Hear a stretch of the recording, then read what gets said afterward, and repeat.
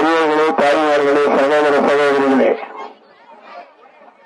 வருகிற பாராளுமன்ற தேர்தலில் உங்களுடைய மேலான வாக்குகளை தாமரை சின்னத்தில் விட்டு இதை வெற்றி பெற செய்யுமாறு அன்புடன் கேட்டுக் கொள்கிறேன்.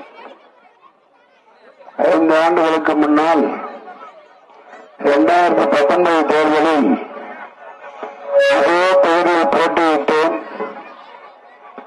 6,83,000 வாக்குகளை அள்ளித் தந்து என்னை பாராளுமன்றத்திற்கு அனுப்பினீர்கள். இந்த 5 ஆண்டுகளில் பாராளுமன்றத்தில் உங்கள் தொகுதிக்காக, இந்த பெரம்பலூர் தொகுதிக்காக உங்கள் பாராளுமன்ற உறுப்பினர் என்ன பேசினார்? எத்தனை முறை பேசினார்?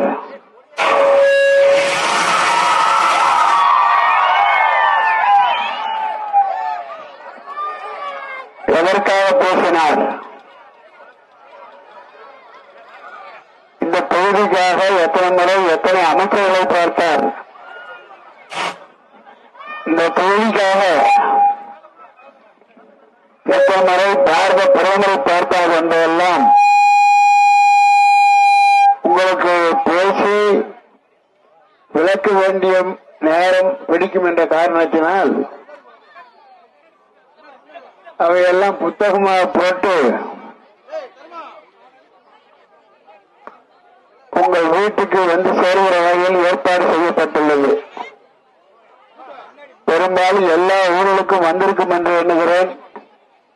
இதுவரை வரவில்லை என்றால் இன்று அல்லது நாளையோ வந்து சேரும் என்பது நிச்சயமாக வந்து சேரும். இதுவரை நீங்கள் பார்த்த அல்லது நீங்கள் அனுப்பிய பாராளுமன்ற உறுப்பினர்கள் எத்தனை பேர் தாங்கள் ஆற்றிய பாராளுமன்ற பணியை புத்தகமாக போட்டு கொடுத்திருக்கிறார்கள் என்பதை யோசித்து பாருங்கள். யாரும் போடவில்லை என்பதுதான் எனக்கு தகவலாக இருக்கிறது. அதை போட வேண்டுமானால் அந்த பாராளுமன்ற உறுப்பினர் பாராளுமன்றத்தில் முறையாக போயிருக்க வேண்டும், பேசியிருக்க வேண்டும், திட்டங்களுக்காக பேசியிருக்க வேண்டும், நிதியை பெற்றிருக்க வேண்டும். அந்த வகையில் நான் வெளிப்படையாக உங்களுக்கு இந்த ப்ராக்ரஸ் ரிப்போர்ட் சொல்லுவாங்க, ஸ்கூல் பசங்க கொடுக்குற மாதிரி ப்ராக்ரஸ் ரிப்போர்ட், இந்த 5 ஆண்டுகளில் இந்த ப்ராக்ரஸ் ரிப்போர்ட்டை உங்களுடைய முன்னணியில் வைக்கப்படுகிறது. நீங்கள் படித்தால் நம்முடைய பாராளுமன்ற உறுப்பினர் தேவைகளை எல்லாம் பூர்த்தி செய்திருக்கிறார் என்பது உங்களுக்கு புரிய வரும். 2 வகையா நீ நிதிகளை பார்க்கணும். ஒன்று, அரசு அளிக்கிற நிதி. மைய அரசு ஒரு பாராளுமன்ற உறுப்பினருக்கு 5 கோடி நிதி அளிக்கிறது ஒரு ஆண்டுக்கு. ஒரு ஆண்டுக்கு 5 கோடின்னா 5 வருஷத்துக்கு 25 கோடி. யார் கொடுக்கிறா? சென்ட்ரல் கவர்மெண்ட், மைய அரசு கொடுக்கிறார்கள். எதற்காக கொடுக்கிறார்கள்? இந்த பாராளுமன்ற தொகுதிக்கு அந்த மக்களை கேட்டு எது தேவையோ அதை பூர்த்தி செய்ய கொடுக்கிறார்கள். ஆக இந்த 25 கோடிக்கு பதிலாக மைய அரசு கொடுத்தது 17 கோடி. ஏன்னா 2 வருஷம் கொரோனா போயிடுச்சு. அதற்கான நிதியை மைய அரசு கொடுக்கவில்லை, சென்ட்ரல் கவர்மெண்ட் கொடுக்கவில்லை. மீது 17 கோடி கொடுத்தார்கள். அந்த 17 கோடியில் நான் உங்களுக்கு என்னென்ன வேலை செய்திருக்கிறேன் என்பதை இந்த புத்தகத்தில் பார்த்தா தெரியும். நான் பெரும்பாலும் அந்த தொழில் பள்ளிகளுக்கு போய் பார்க்கிற பொழுது, குறிப்பாக அரசு பள்ளியில் பார்க்கிற பொழுது, அங்கு இருக்கிற மாணவ மாணவிகளுக்கு உட்காருவதற்கு வகுப்பறைகள் இல்லை. சில பள்ளிகளில் பெண்கள் தரையில் உட்கார்ந்து மரத்தில் படித்துக் கொண்டிருக்கிறார்கள். இந்த அவலங்களை பார்த்து மைய அரசு கொடுத்த நிதியில பெரும்பாலும் இந்த பள்ளிக்கூடங்களை கட்டுவதற்கு அதிகமாக செலவழித்து விட்டிருக்கிறேன். 42 வகுப்பறைகளை கட்டி கொடுத்திருக்கிறேன். 42 வகுப்பறைகள் பல தொகுதிகள் உங்க தொகுதியில் கட்டி கொடுத்திருக்கேன். அது மட்டும் இல்லாம ஒவ்வொரு ஊரில் இருந்தும் நீங்கள் கோரிக்கைகளாக வைத்திருக்கிறீர்கள். எங்க ஊருக்கு சமூக கூட வேண்டும் என்று கேட்டீர்கள். இன்னும் சில ஊர்களில் நியாய விலை கடை வேண்டும் என்று கேட்டீர்கள். இன்னும் சில ஊர்களில் மேல்நிலை நீர்த்தேக்க தொட்டி வேண்டும் என்று கேட்டீர்கள். இன்னும் சில ஊர்களில் கழிவறை கட்டிக் கொடுக்க வேண்டும் கேட்டீர்கள். ஆக அத்தனையும் முறையாக பல ஊர்களுக்கு அவர் கேட்டதன் அடிப்படையில் அந்த 17 கோடி ரூபாய் செய்து முடித்திருக்கிறேன் என்பதை உங்களுக்கு தெரிவித்துக் கொள்கிறேன். எந்தெந்த ஊருக்கு எப்பப்ப எங்க கட்டினங்கிறத இந்த புத்தகத்தில் இருக்கு, தயவுசெய்து பாருங்க. இது அரசு நிதி கொடுத்த நிதி. அதே மாதிரி 2019 தேர்தல் நான் வந்த போது நான் தனிப்பட்ட முறையில் உங்களுக்கு வாக்குறுதி ஒன்று கொடுத்தேன். என்னென்ன வாக்குறுதி? இந்த பெரம்பலூர் பாராளுமன்ற தொகுதியில் பெரும்பாலும் +2 முடித்துவிட்டு எத்தனையோ ஏழை மாணவர்கள் நல்ல கல்லூரிக்கு மேல் படிப்புக்கு போக முடியாமல் இருக்கிறார்கள் என்பதை அறிந்து அந்த தொகுதியில் இருக்கிற 1200 ஏழை மாணவ மாணவிகளை தேர்ந்தெடுத்து அவர்களுக்கு உயர்கல்வி அளித்தேன் என்பதை இந்த நேரத்தில் சுட்டிக்காட்ட விரும்புகிறேன். 1200 மாணவ மாணவிகள் எல்லாம் ஏழை குடும்பத்தை பிறந்தவங்க. அவங்க எல்லாம் இப்ப பட்டதாரிகளாக்கி இன்ஜினியரிங் படிச்சிருக்கிறாங்க, சட்டம் படிச்சிருக்கிறாங்க, அதே போல MBA படிச்சிருக்கிறாங்க, அக்ரிகல்ச்சர் விவசாய பட்டம் படிச்சிருக்காங்க. ஆக எல்லாரும் இப்ப 1200 குடும்பங்கள்ல இந்த தொகுதியில பட்டதாரிகளாக இருக்கிறார்கள். அந்த குடும்பம் பெருமையாக தலைமையிலிருந்து வாழ்கிறது. அந்த குடும்பத்தில் பல பேர் இன்றைக்கு படித்ததன் அடிப்படையில் வேலைக்கு சென்றிருக்கிறார்கள். ஆக இதெல்லாம் உங்களுக்கு தெரியும், நான் ஏற்கனவே கொடுத்திருக்கிறேன்.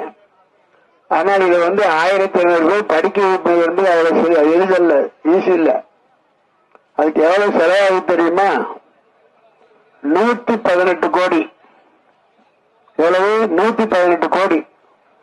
இங்கேயாவது ஒரு அரசியல்வாதி இந்த மாதிரி 118 கோடி ரூபாய சொந்த செலவுல தொகுதி மக்களுக்கு படித்து கொடுத்தவன் எங்கேயாவது இருக்கான உலகத்துல?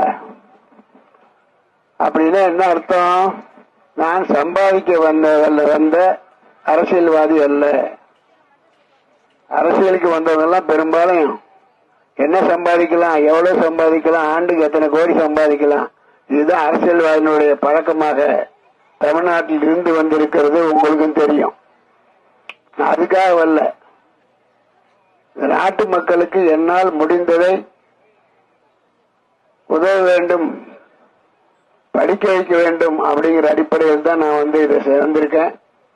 அதனால அரசு கொடுத்த நிதிகள் அத்தனையும் முழுமையாக செலவிடப்பட்டு என் சொந்த செலவிலும் 118 கோடியில 1200 பேரை படிக்க வைத்திருக்கிறேன். இப்ப மீண்டும் 2வது முறையா வந்திருக்கேன். எதுக்காக? இப்ப 2024 இந்த மாசத்துல 19ஆம் தேதி தேர்தல் வருகிறது. 19ஆம் தேர்தல் வருகிறது என்று சொன்னால் அதற்காக உங்களோட வாக்குகளை சொல்லி பெற வந்திருக்கேன்.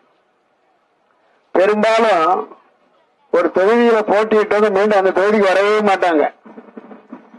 ஏன் வந்தா கேள்வி கேட்பாங்க, என்ன செஞ்சீங்க எங்களுக்கு அப்படின்னு சொல்லி கேட்டா பதில் சொல்லணுமே நினைச்சுக்கிட்டு பெரும்பாலும் அதே தொகுதியில போட்டியிட மாட்டாங்க. ஆனால் என்னை பொறுத்தவரை 3வது முறையா போட்டியிடுகிறேன் என்று சொன்னால் நான் உங்களுக்கு தேவைப்பட்டதை கேட்டவற்றை செய்து கொடுத்திருக்கிறேன் என்பதுதான் உண்மை. அதுக்கு ஒரு துணிச்சல் வேணும். அதனால வெளிப்படையா சொல்லியிருக்கேன். இந்த மாதிரி புத்தகம் கொடுத்துக்கிட்டு இருக்காங்க, எல்லாத்துக்கும் வரும் பாருங்க. ஆக இந்த 2வது முறை உங்களுடைய வாக்கை தேடி வந்திருக்கிற இந்த நேரத்தில் என்னுடைய சொந்த செலவில் மீண்டும் ஒரு வாக்குறுதியை கொடுக்கிறேன். என்னென்ன வாக்குறுதி என்றால்,